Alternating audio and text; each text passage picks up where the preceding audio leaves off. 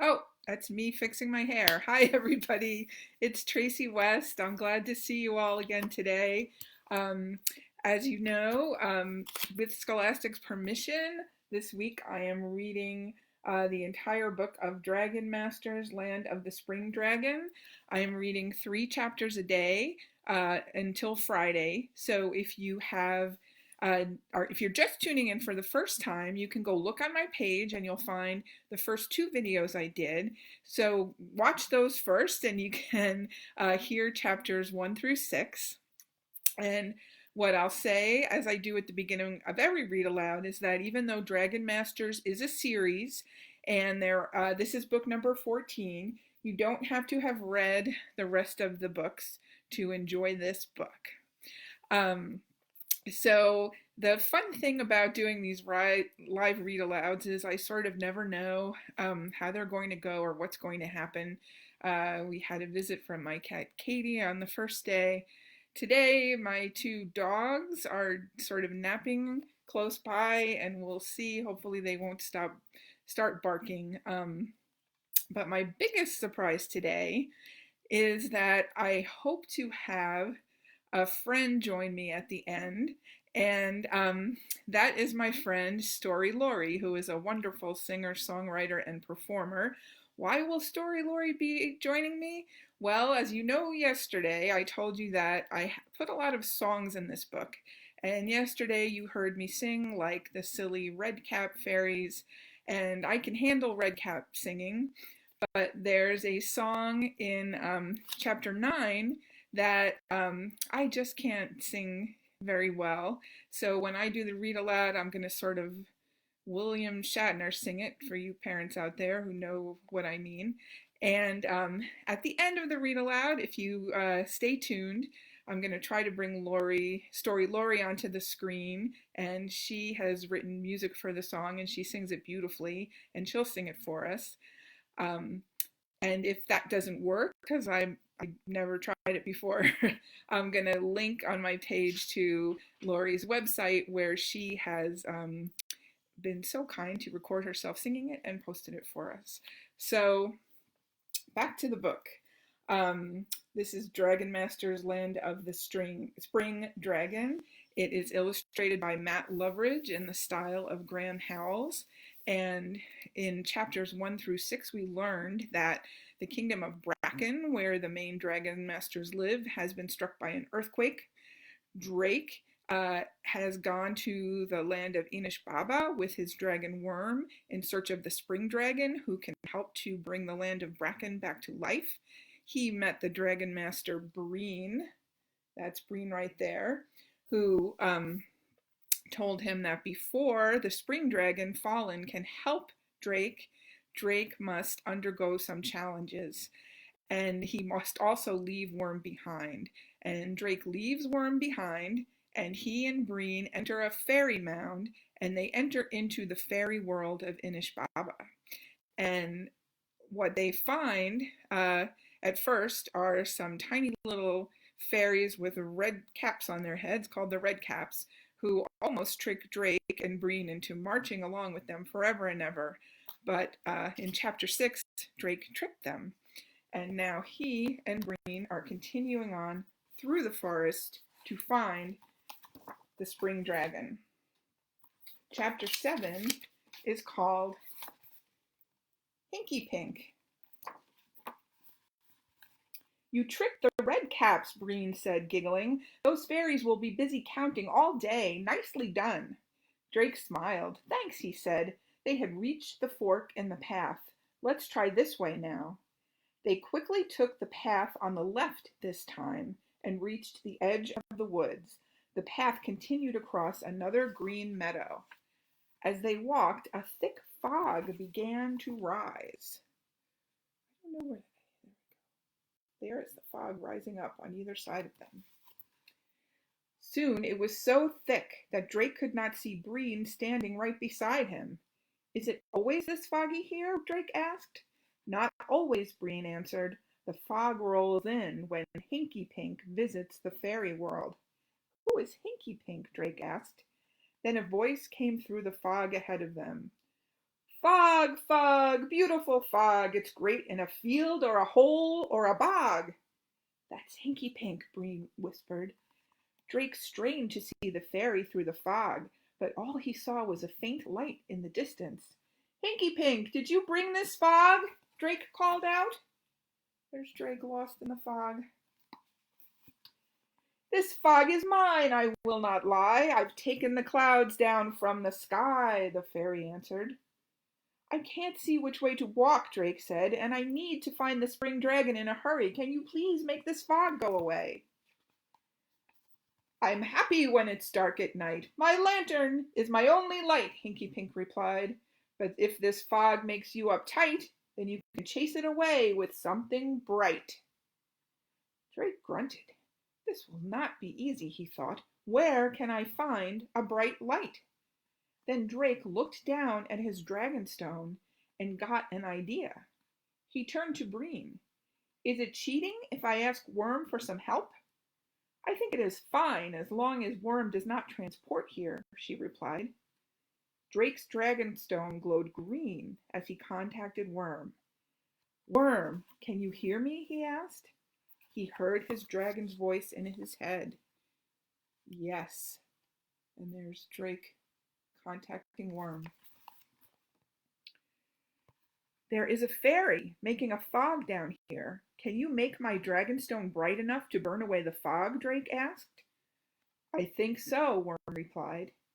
Drake's dragonstone began to glow brighter and brighter and brighter. Drake could see Breen now, and up ahead he could make out a strange little man. The man was about Drake's height and wore funny striped pants. He held a lantern in one hand. Oops. There is, the fog is clearing, and there is the funny little man with the striped pants. Hinky Pink stomped his foot. Oh, drat, you won! Now here comes the sun! Hinky Pig and the fog both vanished. Drake blinked in the bright sunlight. He could clearly see the path now, and up ahead he saw something new. A boy with black hair and a dragonstone around his neck. Bo! Drake cried.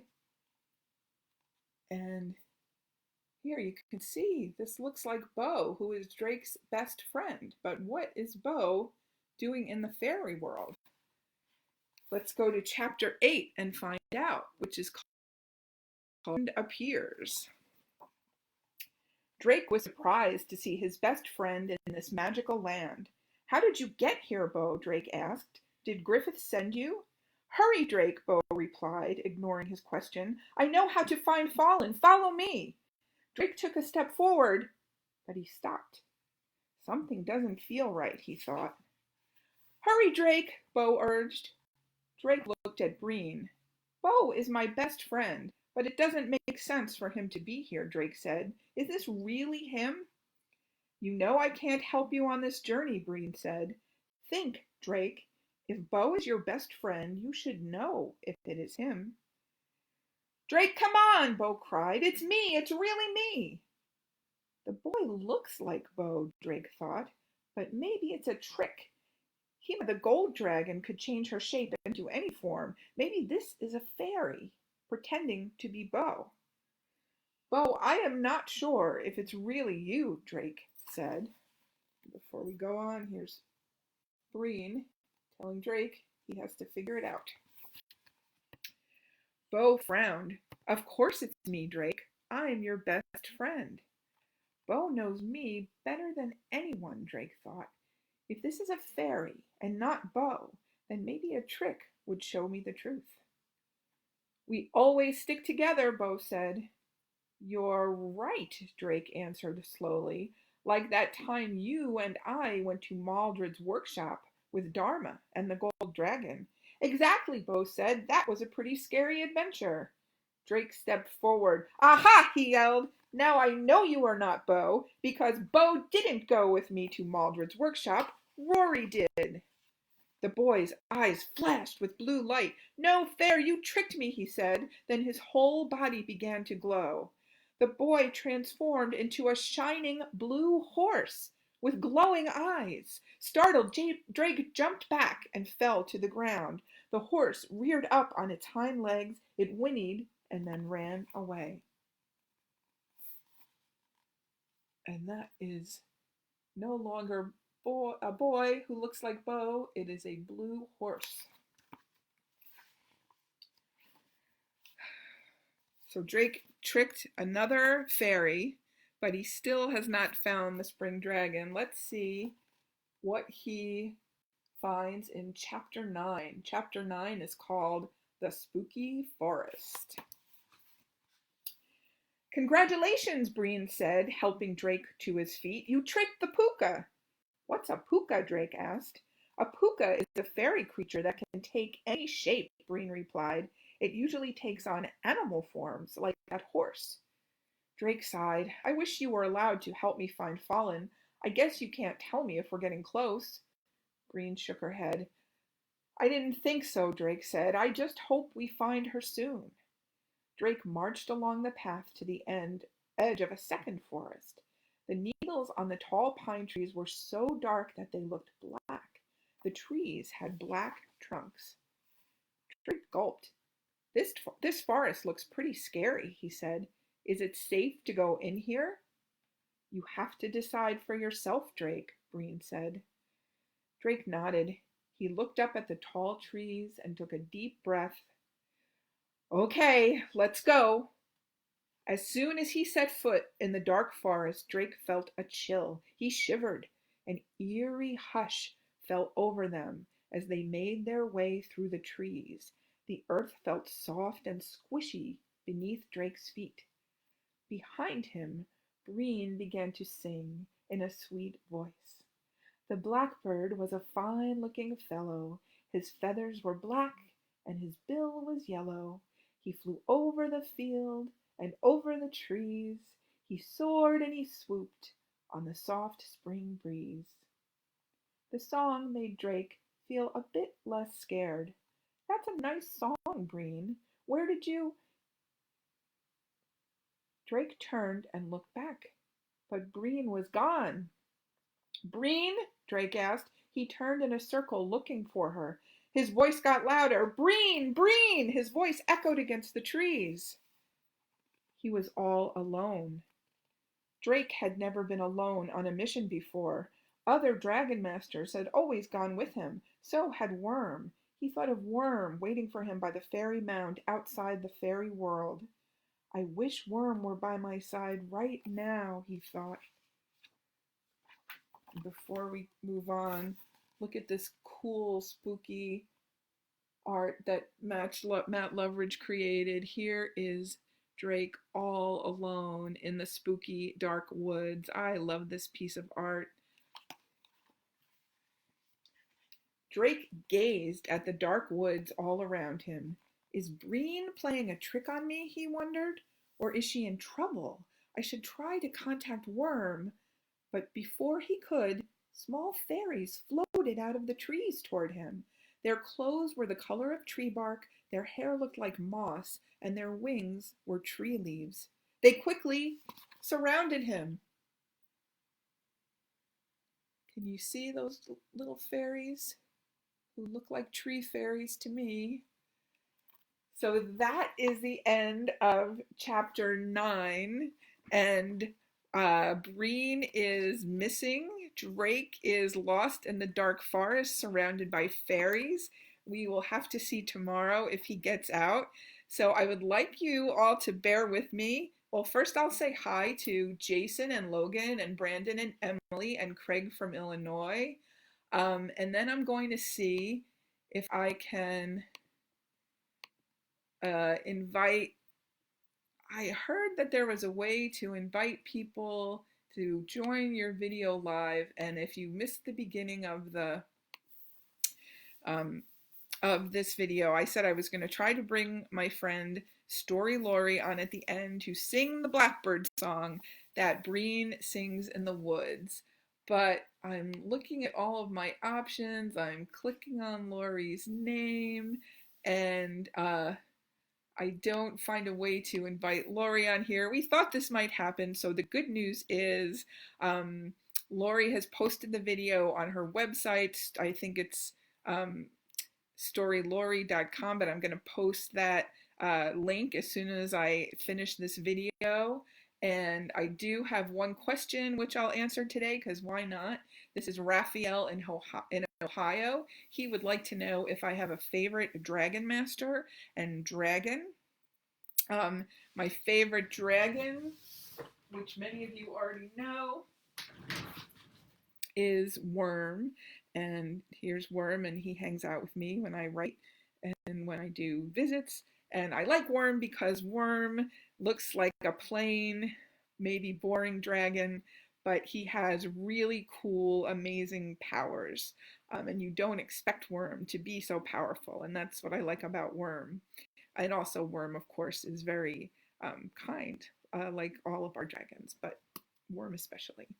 Um, as far as my favorite Dragon Master, I like them all. I have a soft spot for Rory because I think Rory is very brave and she's very misunderstood sometimes. But I sometimes wish I could be more like Lori. And here's a fun fact: the Dragon Master that I'm probably most like is Petra. Um, Petra loves to read books. Petra was very afraid of dragons before she became a dragon master, and I knew I would have been afraid as well. Um, and Petra eats vegetables like I do. So that's the answer to your question. Thanks, Raphael. I'm gonna end the live video. Story Lori, I'm sorry I couldn't figure out how to get you to join me live, but please, everybody, go see Story Lori's video singing the Breen song. That way you can try singing along with Story Lori, or when you read Land of the Spring Dragon out loud, you'll know how the song goes and you can try singing it yourself. But Story Lori sings it beautifully. So thank you all for joining me once again today, and tune in tomorrow at 3 p.m. Eastern Time for chapters 10, 11, and 12. We're getting to the end of the book, and I'll be a little sad when that happens, but I'll see you tomorrow at 3. Thanks.